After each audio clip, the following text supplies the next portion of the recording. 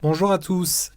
Aujourd'hui, je vais vous parler d'un arrêt sur l'irresponsabilité pénale pour cause de trouble mental, ainsi que les interdictions qui s'en suivent. Voilà, on va parler donc des peines complémentaires, des peines de sûreté. Donc voilà, c'est un arrêt du 20 novembre 2024. Comme d'habitude, j'ai pour usage de présenter un cas sous la forme d'une fiche d'arrêt, voilà, pour vous entraîner et pour toujours garder euh, un peu le raisonnement juridique, donc les faits. Ensuite, on parle de la procédure. Ensuite, on parle des prétentions des parties, c'est-à-dire qu'est-ce que chaque partie allègue, quels sont leurs arguments juridiques. Pour ensuite parler du problème de droit et de la réponse. En général, c'est de la Cour de cassation, mais des fois, c'est la Cour européenne des droits de l'homme, des fois, c'est la Cour de justice de l'Union européenne. Là, en l'espèce, c'est la chambre criminelle de la Cour de cassation. Vous le savez, petit rappel, il n'y a qu'une seule Cour de cassation. Elle est divisée en chambres, la chambre civile, la chambre criminelle. Et parfois, quand les cas sont trop complexes, c'est l'assemblée plénière qui se réunit, donc c'est toutes les chambres. La chambre sociale, la chambre civile, la chambre criminelle. Donc toutes les chambres se réunissent quand le problème de droit est trop complexe. Sans plus attendre, après cette brève introduction, nous allons attaquer les faits. Alors, qu'est-ce qui s'est passé ici? Alors, on a une personne qui a commis des violences aggravées à l'encontre de son voisin. Donc, violence aggravée, on le suppose, elle a dû utiliser une arme, que ce soit une arme de poing ou je sais pas, c'est pas précisé. Euh, mais quoi qu'il en soit, elle a attaqué son voisin. Alors, c'est important de préciser son voisin puisque c'est ça qui va être au cœur en fait de l'interdiction de paraître que je vais un peu développer. Donc ça c'est pour les faits, donc des cas de droit commun, hein, je veux dire des infractions de droit commun, violence aggravée à l'encontre de son voisin. Maintenant on va attaquer la procédure. Alors cette personne a été mise en examen donc pour ces faits de violence, mais aussi pour des faits de rébellion avec une arme. Donc commis lors de son interpellation. La personne a été interpellée, elle ne sait pas, elle n'a pas décidé de se conformer, donc elle s'est un peu rebellée, donc ça c'est une infraction pénale en soi. Donc elle a été interpellée, elle a été mise en examen, vous le savez, une mise en examen, donc c'est quand un juge d'instruction intervient dans la procédure. En général c'est très rare, là encore, le juge d'instruction intervient quand l'affaire est a priori complexe, c'est-à-dire que l'enquête de la part des policiers ne suffit pas et qu'on décide qu'il faut un magistrat expert donc qui va venir investiguer et voir s'il y a des charges à l'encontre de la personne. Donc le juge d'instruction intervient, donc il décide de mettre en examen le prévenu. Et donc, il est mis en examen. Et ce qui va se passer, c'est que lors de sa mise en examen, on va prononcer à son encontre une interdiction pour cet individu de se rendre dans sa commune, et plus précisément donc à son domicile. Alors maintenant, on va aborder donc les prétentions des parties. Alors, qu'est-ce qu'allèguent les parties ici? Alors, le prévenu, donc le mis en examen, soutient que c'est injuste qu'on lui enlève la possibilité de se rendre à son domicile. Il dit en fait que c'est une atteinte donc à sa vie privée familiale, donc violation de l'article 8 de la Convention européenne des droits de l'homme. Il dit que c'est déjà que aucune loi ne prévoit cela, que le texte ne prévoit pas cela, que c'est une interprétation extensive de la part du magistrat et qui plus est, que cette atteinte n'est ni nécessaire ni proportionnelle. Au contraire, donc le magistrat lui soutient que l'atteinte est tout à fait légitime, qu'elle est possible, que l'ingérence en fait dans son exercice du droit à la vie privée est tout à fait valide. Donc, vous voyez, c'est toujours ça en droit, hein. On vient de limiter un droit, et est-ce que cela, d'une part, est possible? Et si c'est possible, est-ce que c'est nécessaire et proportionné, tout simplement. Le contrôle de proportionnalité tend à être de plus en plus utilisé par le juge. La proportionnalité, donc c'est un examen donc in concreto, c'est-à-dire qu'on vient de manière concrète, au cas par cas, examiner si l'ingérence dans un droit est proportionnée. Donc, qu'est-ce qui se passe ensuite? Donc le prévenu n'est pas content, bien entendu, de cela, et la chambre criminelle de la Cour de cassation est saisie donc, pour statuer donc, sur ce problème-là. Donc le problème de droit qui est formulé tout simplement, est-ce que la mesure qui tend à empêcher le prévenu donc atteint de... Parce qu'en fait, son, ici, nous sommes en présence d'une irresponsabilité pénale. Donc, on a jugé donc qu'il n'était pas apte à raisonner donc au moment des faits. Donc, il y a une abolition du discernement. Donc, est-ce que dans le cas où une personne a été déclarée responsable pénalement pour des faits de violence, l'interdiction de paraître sur son territoire, donc dans sa commune, et plus précisément à son domicile, est possible, et le cas échéant, si elle est possible, est-ce que, en l'espèce, elle est nécessaire et proportionnée? Donc, la réponse de la Cour de cassation sur la possibilité ou non de prononcer une telle sanction.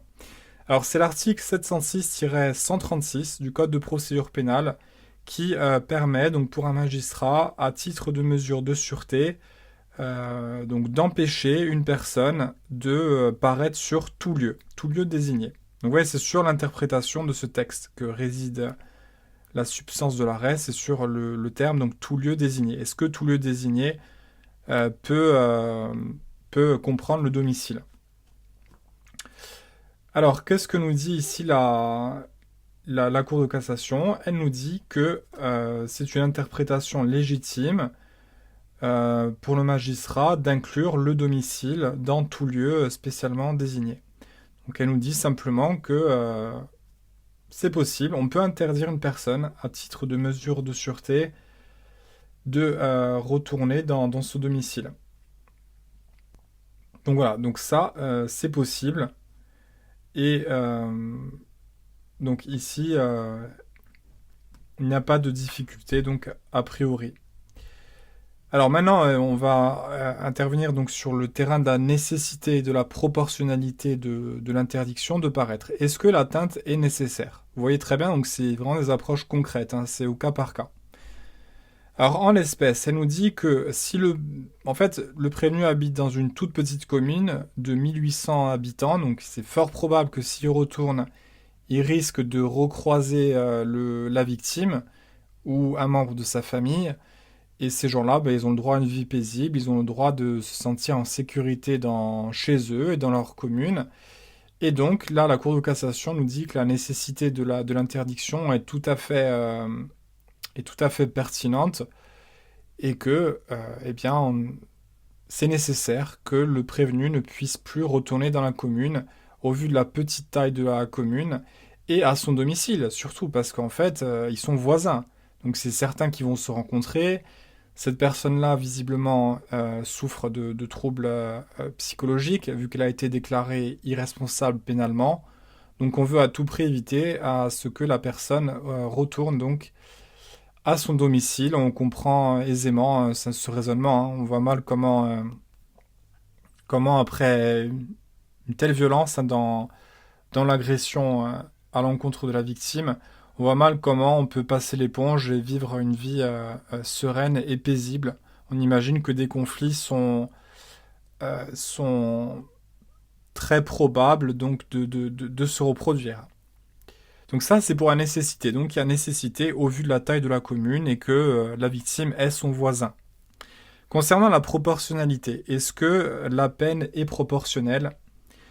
Donc là, la victime, en l'espèce, la personne mise en examen, pardon, invoquait son âge, sa profession, ses difficultés à créer un hébergement chez sa fille, et elle dit qu'en fait, la mise en examen veut être avec son épouse et ses enfants, et elle dit qu'en fait, voilà, c'est disproportionné, que le mise en examen souhaite avoir une vie familiale normale, ce qui est entendable hein, d'ailleurs, hein. Ce qui s'entend tout à fait. Que nous dit la Cour de cassation? Elle nous dit que tout d'abord, elle se base sur l'âge des enfants, donc du mis en examen, qui sont majeurs et autonomes. Donc de ce point de vue-là, le père, il n'y a pas une nécessité absolue à ce que le père soit là pour élever des enfants, puisqu'ils sont en âge donc d'être, de travailler, de subvenir à leurs propres besoins.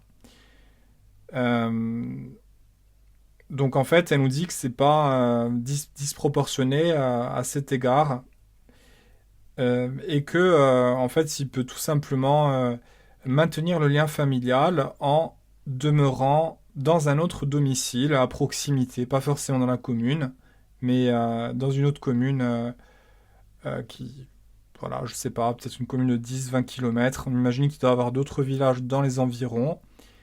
Et donc, la Cour de cassation nous dit que l'atteinte ici n'est pas disproportionnelle. Donc voilà pour cet arrêt. Alors la portée de l'arrêt. Vous savez que des fois, il y a des arrêts de principe, c'est-à-dire que la Cour de cassation vient poser un nouveau principe. Alors nous vivons, enfin plutôt, le système juridique français n'est pas basé sur la common law. Vous savez, en anglais, il y a très peu de textes. Enfin, il y a des textes, hein, mais principalement, ce sont les cases, ce qu'ils appellent donc les cas, hein, qui font foi. C'est la jurisprudence qui a toute son importance dans le système juridique anglo-saxon. Au contraire, nous avons un système juridique qui est basé sur c'est un système écrit, hein. C'est un droit écrit, un droit donc dans les textes, dans les codes. Mais ça serait faux de dire que la jurisprudence n'a pas son importance. La jurisprudence a toute son importance. Et parfois, les juges vont quand même interpréter les textes et donc faire jurisprudence, hein. Je veux dire, le, le- les, les décisions vont avoir une très grande importance et donc ils vont avoir une portée juridique, ils vont avoir un effet juridique et les autres juges vont peut-être se conformer en fait à ces arrêts de principe, ils vont se conformer à l'interprétation de la Cour de cassation des textes pour ne pas ensuite se faire casser. Parce que si on va en cassation et qu'on ne se conforme pas au raisonnement de la Cour de cassation, on risque de voir son arrêt ou son jugement cassé. Donc en général, voilà, les arrêts ont quand même une portée. Alors ici, la portée de l'arrêt, ce serait tout simplement de dire que on ne peut pas contester. Pour vous savez, les prochaines personnes qui vont comparaître en justice, ils vont peut-être pas contester le fait donc qu'on leur interdise par le biais d'une mesure de sûreté euh, de retourner à leur domicile. C'est possible, la Cour de cassation nous répond, c'est possible. Le code de procédure pénale peut interdire à une personne de retourner à son domicile, donc à titre de mesure de sûreté, donc pour éviter donc des conflits comme c'était le cas en l'espèce. Cette peine de plus, alors l'autre portée de l'arrêt qu'on peut dire, c'est euh, on commence à voir de plus en plus que le contrôle de proportionnalité gagne du terrain et que ce contrôle-là est de plus en plus utilisé. Donc c'est un contrôle in concreto, je l'ai dit, donc on interprète, enfin on vient voir si l'atteinte est proportionnelle. Donc ça au début c'est la Cour européenne des droits de l'homme qui est qui aime beaucoup ce contrôle de proportionnalité. Nous il n'était pas trop utilisé au début et là on commence à voir qu'il gagne du terrain. Donc de plus en plus on vient voir si l'ingérence dans le droit de la personne est proportionnelle ou non. Donc voilà, moi je dirais que c'est un peu ça la portée. Donc c'est ce contrôle de proportionnalité et aussi le fait que on peut interdire à une personne de revenir à son domicile au titre donc d'une mesure de sûreté. Voilà donc pour cet arrêt du 20 novembre 2024 de la Cour de cassation. Donc j'espère que cet arrêt donc commenté vous a plu. N'hésitez pas à commenter, à dire voilà si vous avez un point de vue sur ce cas. Et moi, je vous dis à bientôt dans d'autres vidéos.